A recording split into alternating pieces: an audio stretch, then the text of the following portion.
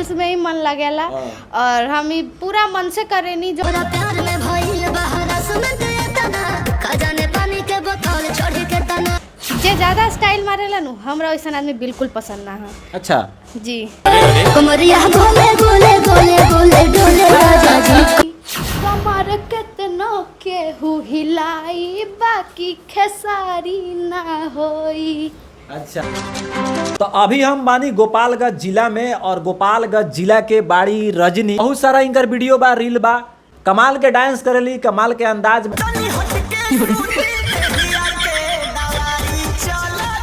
अभिन कैसन बाड़ू? बहुत अच्छा केकर फैन बाड़ू?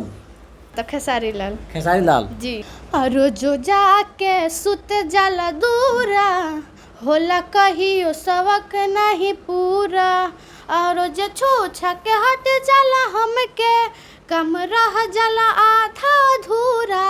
पढ़ाई कहाँ तक भइल बा? 9th तक। 9th तक भइल बा। जी अच्छा पढ़े में मन लागेला? हाँ पढ़े में भी लगेला रील्स में लेकिन ज्यादा रील्स में ही मन लगेला।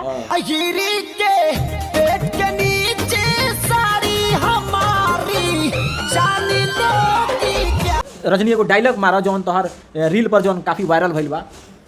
जे ज्यादा स्टाइल मारेला नु हमरा वैसन आदमी बिल्कुल पसंद ना है। अच्छा जी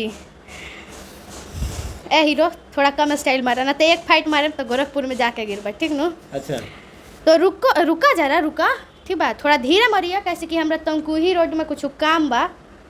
अच्छा सांचो के मारलू का?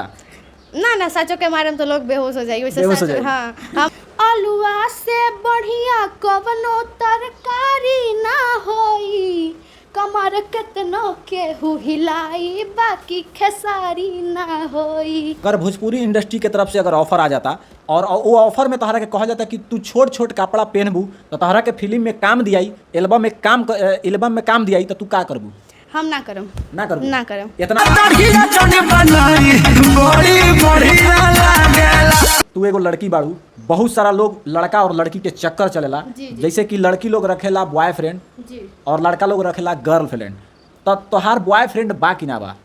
जी देखिए वो जन रोरा बोला था कि गर्लफ्रेंड और बॉयफ्रेंड ये दुनिया बहुत गंदा बाटे। अभी हमरे देखला में अभी तो हम खैर 13 साल के हमार उम्र बाटे लेकिन ये दुनिया बहुत कुछ सिखा देले बा। ये दुनिया तो एकदम गीदड़ो मतलब हम का कही इतना दुनिया खराब बा कि गर्लफ्रेंड मतलब गर्ल्स फ्रेंड का होला दोस्त होला और गर्ल्स मतलब लड़की तो एकरा के लोग का मतलब कुछ दूसरा दुनिया में दूसरा दुनिया में लाके भाग जाला कि हाँ ये गलत भइल।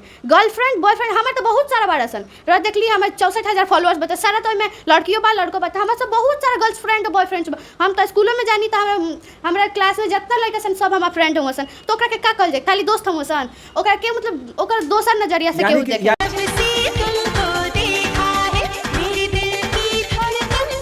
हमारा इंस्टाग्राम चैनल के नाम है रजनी रोशनी और फेसबुक पेज के नाम है रजनी 9094 और यूट्यूब के नाम है रजनी ऑफिशियल 2212। तो हमरा के फॉलो करी और सब्सक्राइब करी यहाँ के चैनल के माध्यम से जितना लोग भी देखा था तो इहों के सपोर्ट करी हमरों के करी।